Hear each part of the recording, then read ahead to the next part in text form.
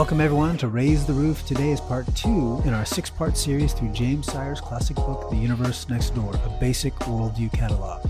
This episode features a conversation with my friend Monique Duson on Deism and Naturalism. What's your song this week? Last week you had a song. What's your song of the week this week? I don't know. I was kind of, you probably couldn't hear. I had a flow going before that music. I was kind of, Monique and Joe talking about worldview. So I kind of had something going. I was trying to do that, but I don't think anyone's gonna buy that album. So yeah, I don't know. I don't think that was gonna be on the top 10,000. But no, I'm here for you. Not. I'm here for you. There you go. I appreciate Welcome, that. family. Welcome to the next 2 chapters in What in the World is Your View? This is our live stream on Worldview, where we are going through The Universe Next Door by James Sire. It is a worldview catalog. Last week, we did a bit of an introduction, looked at what is a worldview and what is the Christian worldview specifically. And so we're not going to take a lot of time to recap, but I do want to just go through those 2 things. Joe Miller, Dr. Joe Miller, Dr. Joe Miller is our expert. Part of the reason why we got into this was because I read this book a couple months ago and thought that it was just awesome. It revealed some things to me about worldview that I didn't know. And Joe is a worldview expert, if we're just honest, and really breaks things down in just such a common vernacular that we can all understand. So I'm thankful that he is joining with me over the next few weeks. So let's recap just a bit. Can you give us a definition of worldview? Yeah, the definition I operate by as a worldview is the lens we use to interpret all the experiences, all the daily stuff that happens in our life, because we're all trying to answer those questions of origin, meaning, morality, and destiny. And those are the 4 big categories of what all of our questions flow into. So it's just trying to come up with a comprehensive, internally consistent way of responding to everything we experience in life, the good, the bad, everything. So it's a worldview. If I'm hearing you right, it's the lens by which we look at the world and understand reality, things pertaining to learning, morality, meaning, and destiny. Yeah. Where do we come from? How should I live? What's my purpose in life? What happens when I'm dead? Those kind of things. Trying to all make sense of those same things. Yes. Now, in this book answers 8 worldview questions, or there are 8 questions that James Sire puts forward. We will not be able to go through all of those questions for each worldview. I do highly recommend you getting this book and actually reading it for yourself and not just relying on us, although, we're not here to lie to you, but make sure that you, read it for yourself and you take in the information for yourself. Can you give us a 1 or 2 sentence definition of the Christian worldview? Yeah, so the Christian worldview is ultimately going to say that there is one God who is the source, who's eternal, who created all the material world that we see, ex nihilo, that is out of nothing. And it's to this one God who Christians believe is due all worship, but he's the one that is our source. He's the one who gives us meaning, that we're made in the image of God. He's the one that determines our moral choices. So when we worship God, all moral choices flow from that choice to worship God. And he is the one who's created a destiny for us. It started with a garden temple, and ultimately we'll be in a global temple where we worship God for all eternity. I love that. Just to give a little bit more information. See, I was really taking notes last week. Now, yes, Christianity is a monotheistic religion. However, so is Judaism and so is Islam. And so we want to make sure that we are differentiating between the Muslim worldview, the Islamic worldview, and the Jewish worldview, in that we are looking at a God who is triune and who is also incarnational. Is that correct? Yeah. So especially the distinction with the Muslim would be that they view Christianity as a polytheistic religion. I remember my freshman year of college at Penn State, I had a kid who lives across the hall. His name was Bukhari. He would come at me like, "Oh, you worship the 3-headed God," because he was Muslim. I had no idea what he meant. I didn't understand. I grew up in a Christian church. I knew the Trinity, but I'd never heard that sort of thing. But yeah, they definitely view us as polytheistic. I'd say the distinction with Judaism is not as strong as that, though, because in historic Judaism, we certainly they were the great Shema, Deuteronomy 6, Hear, O Israel, the Lord our God, the Lord is one. So they're monotheistic as we are. But when you see that, for example, the appearances, the theophanies, the appearances of Yahweh in the Old Testament talk about the angel of the Lord. So there's definitely the idea of a triune or a multi-personed one God is embedded in the Old Testament. And so I would argue that both Judaism and Christianity embrace a triune God. It's just more the nature of that one God becomes clearer through the New Testament. Now, today's two chapters are chapter 3 and chapter 4, where we're looking at deism and naturalism. And so we're just going to do just that. We're going to look at deism and wrap that up. And then we're going to go over to naturalism. You guys pray for us that we actually stay with our time. We're ending at 4. And this is not the time to be going over. So I'll keep my answers as short as possible. It's really a prayer for me because I've been going on tangents. Let's just be honest, people. Okay. So that's why they love you, Monique. Your tangents. Well, I don't know. I thought it was my pettiness, but there's that. Okay. So let's look at deism overall. I guess when I approached deism and was reading it in this chapter, it wasn't a word that I had heard a lot or understood anything about. And so if you are approaching the conversation of deism and you're like, I've never heard of a deist or deism, that was me just a little while ago. And so can you give us just a breakdown of what deism is, like the short version? Yeah, so deism is basically the meshing of the Christian worldview with Enlightenment sort of humanism. So the Enlightenment tended to be a period where they said, well, it celebrated reason. Reason, our capacity to reason was our ultimate good. It's the thing that made us human. It separated us from the animals. It's the thing that controls our destiny, where we're going. Everything is about our capacity as rational beings. That defines the essence of reality. And so what the deists did was said, well, there is a God who created. We could call him the God of the Bible. And so we believe that God sort of created everything that we see, but that God has no relationship with humanity. So we talked, I think last time we mentioned those sort of 4 parts of God's nature. He's holy, he's personal, he's relational, and he's absolute, right? Unchanging. But the deists said, well, God is certainly absolute, but he's not relational, he's not personal. And even the holiness of God, he may be holy, but that says nothing about us and our moral virtues. Today, everything is determined by reason. So there's this divide. If people want to look up Immanuel Kant, sort of this Kantian divide between, even if God is real, we can't know him or know anything about him except for what we reason through our observations of nature. So we are really separate and have no relationship with this God because he's far off. One of the things that I immediately noticed is that it appears in the book that there might be different levels of deism. Like Sire says, some, like Benjamin Franklin, who was apparently a deist, believed in the immortality of the soul. Some did not. Some believed God left his creation to function on its own. Some believed in providence. Some believed in a mildly personal God. Others did not. Some deists were much less united on basic issues than were theists. And so are there differing levels of deism? Yeah, there's definitely strains. And I think Sire does bring up this part. It's really important.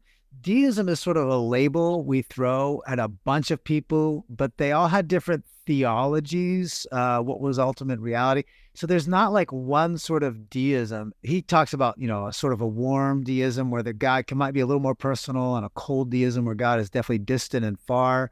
Most of our founders were deists. In other words, they were more influenced by the Enlightenment philosophy than they were the Bible itself, what it reveals about who Yahweh is. Deism largely rejects the idea of any capacity of God to break into creation. So the world is created, it's a closed system. So then the difference becomes about, well, does God even care about us today, or is he involved? Does he have thoughts about us? Does he think warmly about us on nice, cool evenings as he walks amongst the clouds or something? Well, yeah. So God thinks about us warmly and fondly. So I'm a warm deist, but most were cold that God is completely separate. But still, God is not intimately involved. So you get a Thomas Jefferson who writes the Jefferson Bible, where he basically just rips out any mention of miracles that include the miracles Jesus would have done, the miracles in the Old Testament of God saving Israel, would rip out certainly the resurrection. But Jesus was just a good moral teacher is kind of the thinking. And so that's all that we really get out of deism, is a moral system of guidance. But we're kind of left to use reason as deciding, well, what's the way we should live? So we're left on our own to figure out how that's going to work. So they all sort of approach it with that same idea. First of all, thank you for that. I do want to answer or look at a couple of the questions that Sire has in his book. Yeah. So in looking at question number 1, or worldview question number 1, what is a prime reality? How would a deist answer that question? So largely they would say that the ultimate reality, the prime reality, is God, who brought everything into being which exists. So God is still there. The big difference is that God no longer has any engagement. And he talks about this, the clockworks God, right? I think it's actually really important we understand that. So I'll take a second to maybe explore this. So remember, we had this idea, we still use it today, the argument for design that we talk about. A guy walks along the shore, he sees a pocket watch, right? And we assume that pocket watch, because it has complex, interdependent mechanisms and machines, that there must have been a designer. So we use that as an inference to the best explanation, an argument that therefore, if there's a complex system, there must be a designer. The deists took that idea not as an argument for a creator, but a metaphor to what light of reality. They said this actually is not just pointing to the fact that there must be a creator. This watchmaker analogy is the illustration of what creation is. God created it, put it all in motion, he wound it up, and then he stepped aside. The watch functions independently of the maker. We don't need a maker anymore once the watch is made. So they took that argument for a designer and turned it into the metaphor for how they see God and his relation in his creation interacting, which is basically not at all. Yeah, I think that's a clear distinction between deism and Christianity. Yeah, and maybe I'll jump in real quick too, because there was a question, that came up from Wes, wouldn't the deists deny that God is providential as well? And what about the miracle of creation, and why start with that one and deny the rest? I think those are interrelated to that illustration I just made. So I just pointed out now why accept God could do that and then reject everything else? It's simply because God had the power to create, but he chose to separate himself. So it's not that God, I guess, in theory, couldn't do miracles. It's just that God chose not to. So they're not denying God's capacity to interfere. It's just saying that God set it in motion, and that's the world he chose. So it's the decision not to be engaged with his creation. Gets to that sort of cold or warm deism. Does God even care? And so denying God's providence, well, it depends on who's defining providence. Again, is God completely extracted? Well, some might define the idea of God's providence is embedded in our capacity to reason. So God has designed us to reason, therefore his guidance upon society is built into our capacity to reason. So that's how God's providence is designed. He's not actually engaged in moving the pieces or interfering. He's just built us with the capacity to reason, and that's how he chose to orchestrate societies. The next question that I want to get to is worldview question 3, and I'm going to try and get 2 worldview questions in here. How does deism define the human person or understand the human person? Yeah, this is where, and I think I brought up this complex philosophical term last time. Deism is one of those squishy terms. That's a deep philosophical term. You might want to make that note of that. It's one of these things. Yeah, it depends who you ask. It's very squishy of what that means. So I think largely, and I think Sire does a good job of trying to address this, he would say that yes, everyone is sort of made in the image of God, whatever that might mean. I think the clearest distinction is that most would say that we are left to define what that means for us. I think that's the real problematic part about being made in the image of God for them. In other words, God made us with the capacity. God is a reasoning God. He built an ordered, structured society, an ordered, structured world. And then he's left it to us as reason, as people of reason who think, to decide what that means to be made as image bearers of God. Reason will dictate what it means to be human. Reason tells us what it means to have moral virtues, the way we should live our life and our purpose. So we decide that the only capacity that probably reflects the image of God or the nature of God is the capacity to reason, to order, to structure, and to think. In the book, he quotes a guy named R. Buckminster Fuller. Buckminster Fuller, I came to know him when I was studying engineering and architecture at Penn State. And he's the guy who had the U.S. patent on geodesic domes. Think of like Epcot centers. It's a good structure. They're architecturally, mechanically, physically sound structures. But I think Buckminster Fuller reflects deism for me in this. I didn't know deism back then. I just knew, oh, he's an architect. He was a thinker. He's a philosopher, as most people were that back the day. Philosophy, theology, sciences, they were all meshed into one person. But his geodesic dome reminds me of deism in this sense. There were these, if you look at these domes, they were meant to be homes, like the homes of the future were all these domes, but they're very cold and antiseptic structures. They don't have, you think about, a colonial building and these old homes that have like character and charm and warmth by the fire. But these domes were just sort of geometric shapes, and everybody would just live in this sort of cold, detached shape of a building, right? I think he becomes a great representative of deism because his philosophy was reflected in his architecture. His philosophy of the world as a dark, empty place devoid of God's interaction became expressed in his design for the building of the future as a cold, emotionless, sort of disconnected place. Okay. Well, the next question that I have, I'm going to actually kind of pare down because I do see that there are some questions, more questions that are coming in. And so I want to make sure that we can answer them before we go on to naturalism.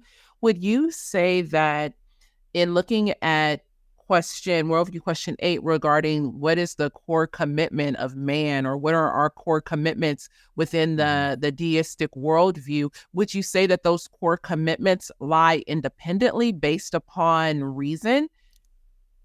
Yeah, I think so. I think the short answer is yes. I do think that ultimately for the deist, the core commitments are to reason, what is reasonable. This actually does set the stage. I think deism sets the stage for the dehumanization of the African peoples that Darwin later picked up and built into his science. Mm-hmm. It was sort of a reasonable, well, it's only reasonable that if some humans are less fit to survive, that they should be not given opportunities. So the racialized distinctions we see later, I think, are tied philosophically to these commitments of deism. Now, for some deists, they would say all humans are equal, created, but once Darwin comes in and gives a scientific justification for why some humans are less capable of surviving, reason takes society in a new direction. So for Jefferson and others, they might have said, well, reason dictates that all humans are valuable.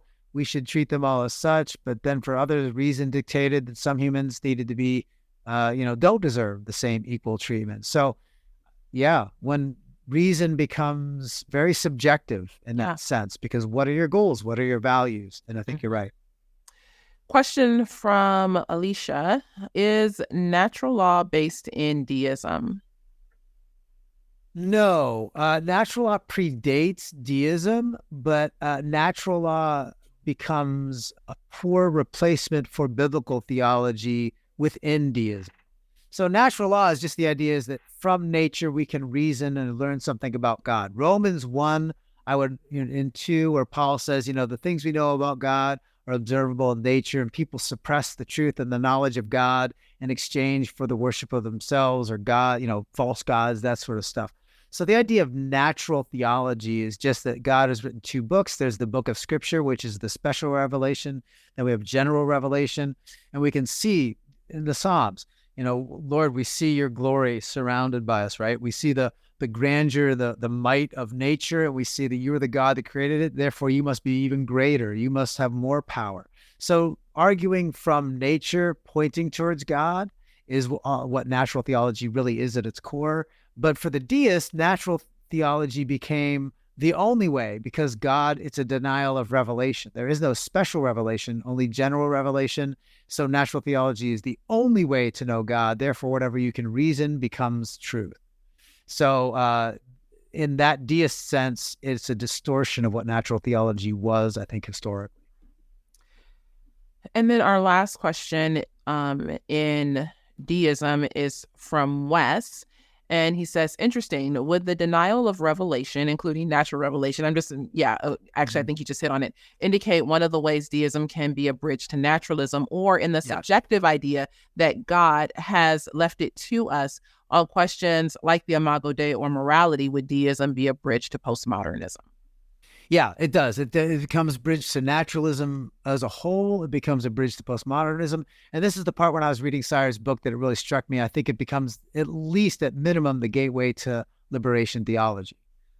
Because again, instead of choosing reason as the philosophical concept, as the gateway to moral right, to human dignity and virtue, they would pick the experience of the oppressed becomes the gateway to that. But deism, I think, opens the door to that sort of thinking, where man becomes the center of moral right and wrong. And they just, at that point, you're just picking about, well, what experience or what philosophical feature are we going to put at the center of our belief system? I'm already at my time for this worldview. I know, right? Oh, man. Okay, but I have two questions. Okay, so I'll be quick, I promise. Okay. In a sentence, how would you summarize the main difference between deism and theism? Jesus. I was going to say that no matter what your question was, it actually works. Jesus is the answer to everything. I really do. I think it comes down to the fact is, for Christians, the idea that there's an intimate God who's personal, who doesn't just create, he's an artisan, he's a craftsman. It creates and he fashions, he shapes, he fills. He creates humans to be image bearers who co-create with God. We are to shape, to live out our holy purpose, to do the good works of God. Sin comes into the picture. We need God to break in, to himself, take on human flesh, to die on the cross, to raise from the dead, to divinely make a way to restore the covenant that was broken, to restore the purpose, to take us from that garden temple to the global temple. God has done it through the person of Jesus Christ. For the deist, none of that is there.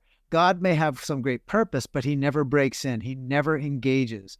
So if there is a historical Jesus, but he's just somebody who shows us the way, he models what virtue is. He models what good thinking is. We still need to create our own reality, our own future, our own purpose through the power of reason. God will not interfere. He has given us reason as the means, both the means and the ultimate goal of human existence.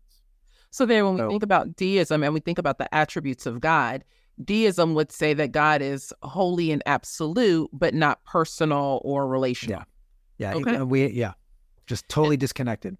And then our core question is, how do you see this worldview making an impact in the conversation of race? So in deism, decenters they were all made B'Tselem Elohim, in the image of God, and that God is engaged and cares for every human in the case where we're at. When you segregate God from that and you isolate the universe, the cosmos, from God, then you see the system of reason makes observations in science. If the science says that some humans are less than, some humans are inferior, some humans are superior, then reason would dictate those humans are a drain on society. We had many religious people, Roman Catholics, for example, who argued that God's purpose and design involves allowing the poor, the handicapped, the lower races to die off, because supporting them, helping them is actually inhibiting God's ultimate purpose for humanity to evolve to our higher state. So you see that definitely take shape, that deistic branch into Darwinian naturalism. It's a huge bridge to that, and it only made sense within the cultural system that was created through deism. Thank you. Okay. I know, you guys, I know we are moving fast. And so make sure if you need to watch that replay, also make sure to share this out with your friends and family, parents who need to understand the worldview that their children may be upholding. Naturalism. Here we go. What is it? Just lay it out simply for us. So if all other forms, deism, theism, they're all supernaturalism. Something exists outside, above, and beyond the natural material world.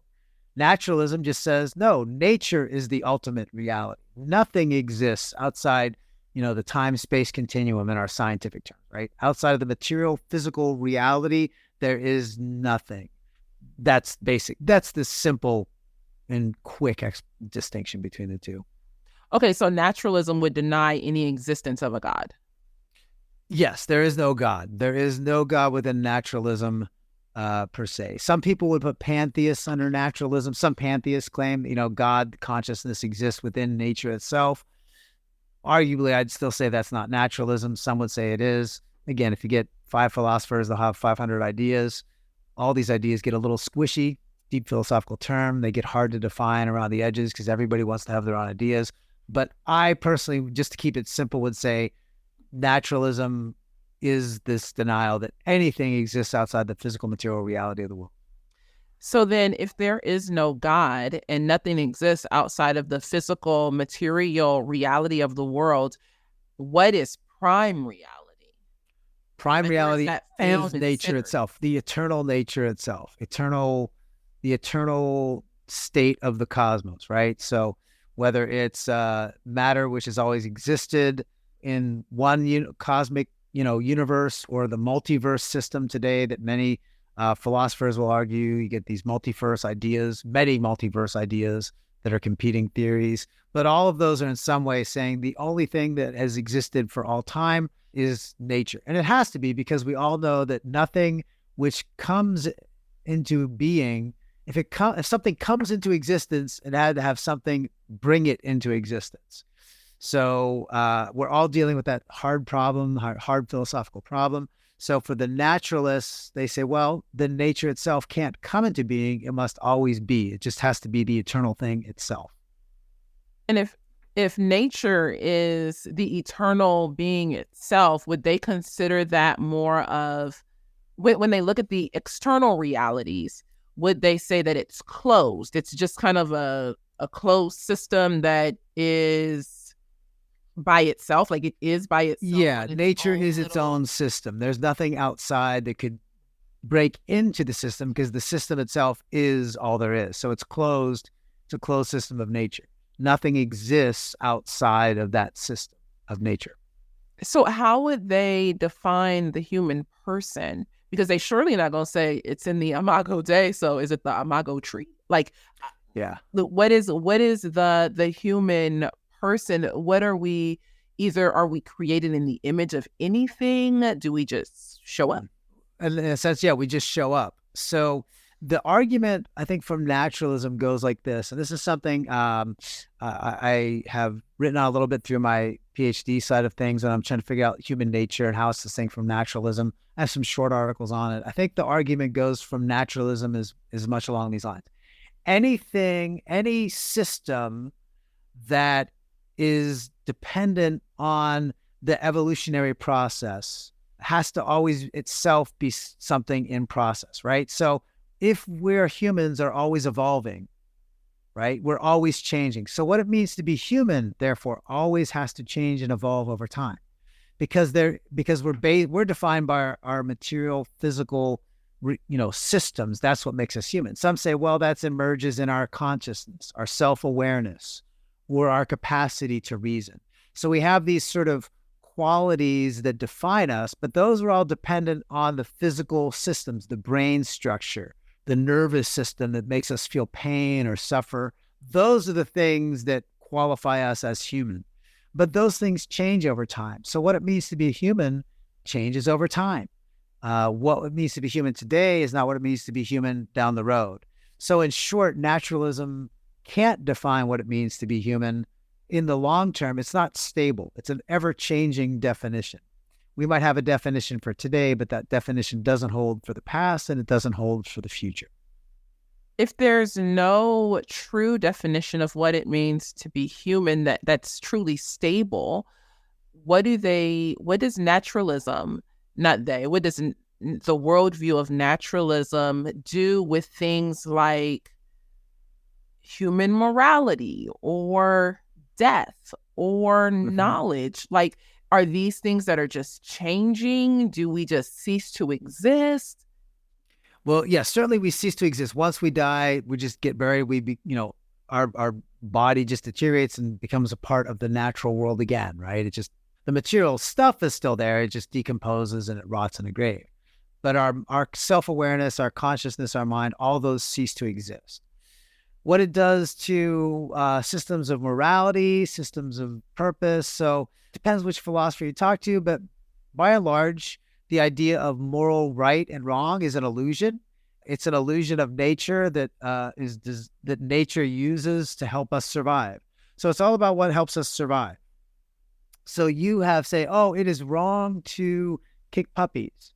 Well, okay, that's the systems of the natural world telling you it's bad to kick puppies because you need them to some way to survive. Maybe we need to raise dogs so they can protect us, right? So maybe we're in human societies where we need our dogs to hunt for us. So we need dogs for survival. So what we think is a moral virtue about, oh, it's wrong to kick puppies or make them fight and kill them like Mike Vick did years ago.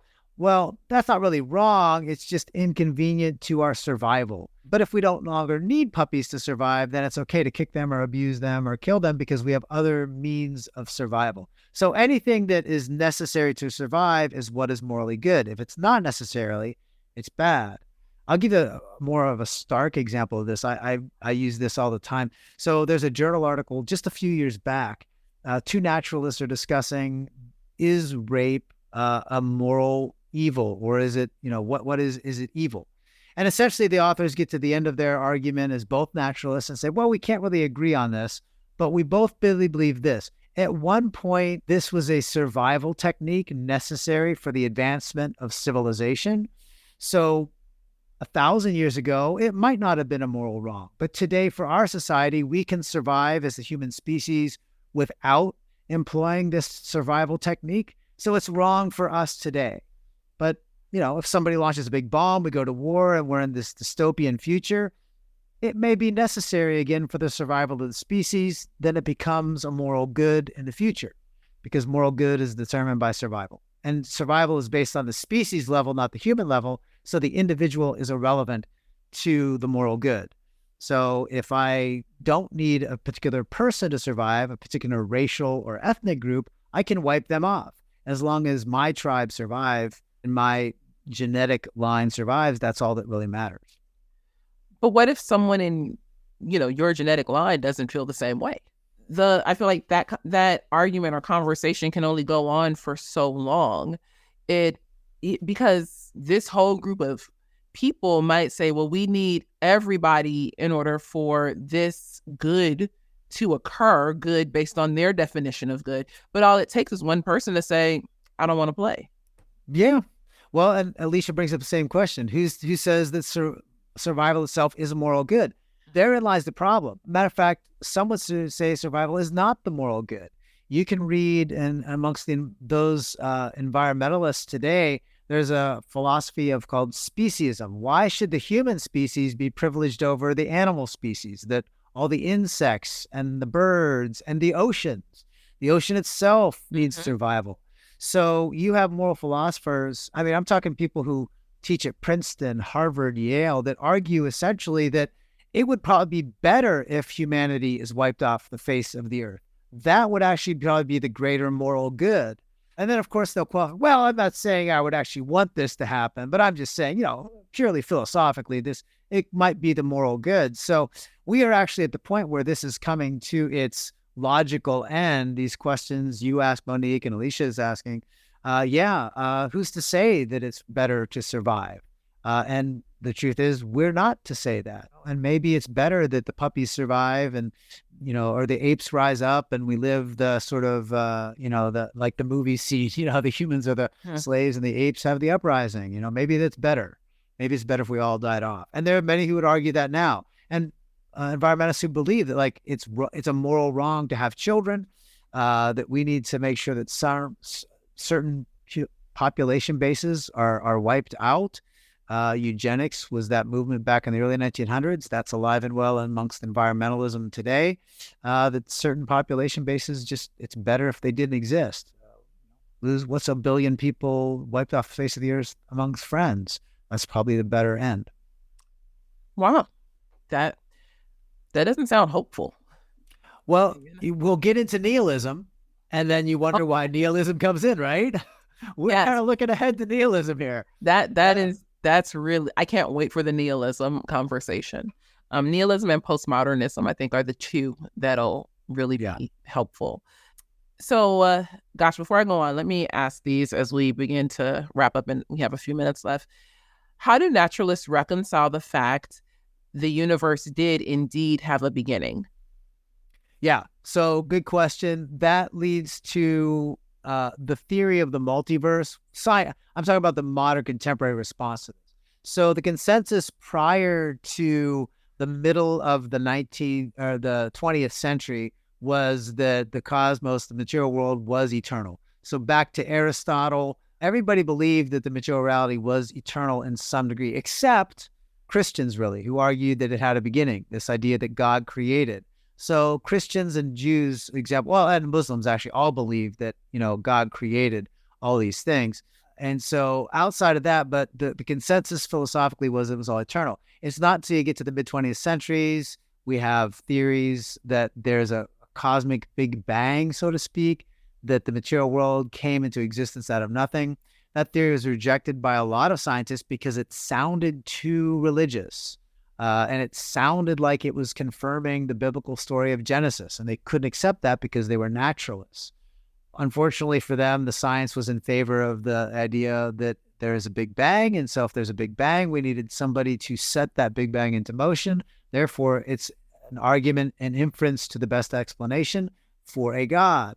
Well, the only way to get around the scientific sort of consensus on that is to argue for a multiverse. The idea that our world, our cosmic experience came into being at that moment, but it wasn't something out of nothing. When the scientist says that nothing existed beforehand, they really mean something existed, and they mean the laws of nature or some material reality or some quantum state of being existed.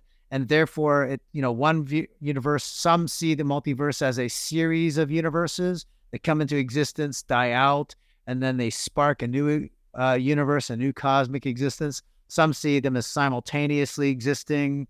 There's a million multiverse explanatory theories, but all of them are based on the fact of their worldview commitment that the universe has to be eternal because I don't want a God. And if I don't want a God, nature must be all there is. So I'm going to keep creating theories that will fit my worldview a priori commitments to no God. Man, that's so good. I think out of all that you said, it was the commitment that I don't want a God. Because truly, if you were to look through natural revelation, it would all point to a God. Mm-hmm. And scripture even tells us that. And so it is a core commitment to not wanting a God. It's really what it is. Yeah. Go ahead. Yeah, as I tell my students, when I start off my worldview class, I say, look, we're all in the same boat. I know some people come in thinking, oh, well, I just believe in science, or I just believe in reason or facts, and Christians are these faith people. We all have faith. We all have belief in something as the pre-reasoned truth, the a priori, something that is fundamental, that ultimate reality. We start with that commitment, and we're all in that same place. Now, the question is, do I have reason to believe in that a priori ultimate something? So for the Christian, we say, well, yeah, we do. We can look at the world around us. We can look at the special revelation. We believe that there is justification that to believe in that ultimate reality. For the naturalists, they say, well, I start with that denial. Well, let's look at science. I believe in science. Well, my science points to the fact that the inference to the best explanation, there must be a creator. I don't like that inference to the best explanation, so I'll keep believing in science. Well, the science tells me there's a creator, but I don't want to believe in creator, so I'm just going to lean into the science. And it's this circular reasoning because they're denying what their observation and their experience tells them. Yeah, so we're all in the same place. This is a lot. You guys, I hope you're taking notes. I am literally taking notes, people. Okay. I see Wes's question, and Wes, I'm going to get to your question, but I want to hold it for the end. I think that would be a great way to kind of wrap things up. I want to talk about the core commitments, because the core commitments of naturalism, Sire brings in Marxism and secular humanism. And I'm hoping you can talk about the core commitments within the naturalistic worldview, the worldview of naturalism, and how they so intricately link to or move us forward into secular humanism and Marxism. Yeah, so secular humanism, the way he frames it in the book, it's as fine as any other way to frame it. Again, you could find people that say Sire's wrong and it's not this, whatever. People are going to argue about anything, right? But I think the way he frames it is fine. I think it makes sense. He's trying to have some consistency with these squishy concepts that people come up with. But all he's saying is that, look, we have to privilege and value something. So secular humanism is saying humans have value, but that value is not sacred. It's secular. It's just we need each other. We're going to privilege humanity above all else, right? This is what is now in conflict with radical environmentalism, which we talked about earlier. Well, why should we privilege humans above everything else? We shouldn't do that. So, but secular humanism says, secular being distinct from the sacred, right? Christian worldview, we're all made B'Tselem Elohim, in the image of God. We all have sacred worth. But if God doesn't exist, why should we care about our neighbor? Well, we give a secular foundation for our worth. We help each other survive. We need each other so that we don't die. That's really what it boils down to. So we just need each other. So therefore, we should value each other. And so, Joe, what you're hitting on is what we talked about last week, instrumental value versus intrinsic value. Yep. Correct? Mm-hmm. And so Exactly. Naturalism would say that people have instrumental value, that we participate and bring value to things because maybe I'm a good cook and the family needs to be fed, so it's tasty. But there would be no intrinsic value that would be bestowed upon me because I am created in the image of God. Yes, exactly. And so I'll preview our race question here that we'll come up with just to illustrate that. If everybody is valued based purely on instrumentality, then we can say that certain groups are a drag on humanity. Maybe the poor, the crippled, the infirm, people. The unborn. Argue, what's that? The unborn. The unborn. Why would I bring a child into this world and they're going to have poverty? Or why do I need this particular racial group if that's somebody's particular worldview? If I don't see them as valuable, why should I bother with them? Value is purely instrumental and is set by the culture. So the question is, why is slavery wrong? Western chattel slavery. What is it a moral wrong? Well, for the naturalist, it's not whether it's right or wrong, it's whether it's necessary for society or not. Or you say, well, it's not legal. Well, okay, but that's not the same as is it moral? Is it good or bad? So all we can say as a naturalist is, well, the law says it's bad. Okay, but what if the law changes? And it was different at one point. Was it good then? Well, okay, that was their culture then. This is our culture now. That's all you're left with, because there is no intrinsic. There's nothing that transcends the culture. There's nothing that transcends the law. There's nothing that transcends the politics of the day. To stand up for me to believe that Monique, if we lived in the 1800s, and for me to say Monique is my sister in Christ, she's made in the image of God, she has equal value and worth as me, that would have been countercultural. I needed something outside the culture to tell me she had intrinsic value, right? She has no instrumental value to me. Matter of fact, standing up for you would be negative for me. I could lose my home. I could lose my life. And many people who are abolitionists did lose their homes or their lives standing up for people who are oppressed by the culture. So Monique is of no instrumental good to me in the 1800s, but she's an intrinsic value. Well, but that's only within a Christian worldview, a theistic worldview. Not even deism can offer that intrinsic value. Goodness. The clock is ticking down. Okay, I'm gonna have to table the Marxism, but we'll probably come back to it. We'll circle back to it. So, question: how does this worldview impact the conversation of race? I think it impacts the concept because we can all agree. We'll take the cultural thing. Race is a social construct, right? It's invented by the culture. Specifically, Western Enlightenment really developed this whole concept in the late 1700s, early 1800s. Since the beginning of this concept, it has always been a negative. It has forced us into tribalistic units. People are valued based on these external characteristics, skin color, shape of their nose or ears or jawline or forehead or hair. All those sort of external qualities tell us who is valuable and who is not. That's all race was really meant for. It's a way of categorizing people so that we can otherize them, if I can borrow that word from the day, right?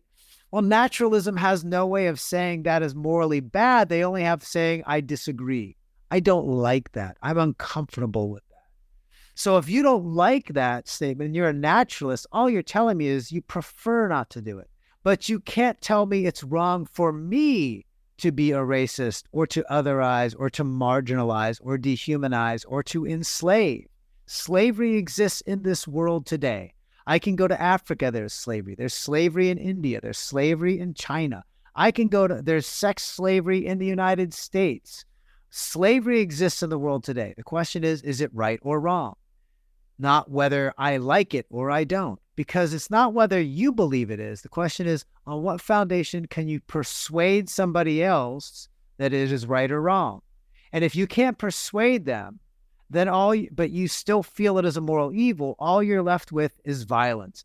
Violence is the only lever left to the naturalist to enforce their moral will on another group who have a different moral will. We can no longer reason together. We can no longer come to agreement or consensus because we have no common ultimate reality to which we can appeal for making that statement of moral fact.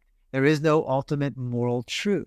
And if there is no ultimate moral truth and you disagree that white nationalism is wrong, I say it's right, whatever. But you can't persuade me. There's no moral absolute outside of our opinions. All that's left is who is most powerful. That does lead into the Marxist. Power determines truth. Might makes right.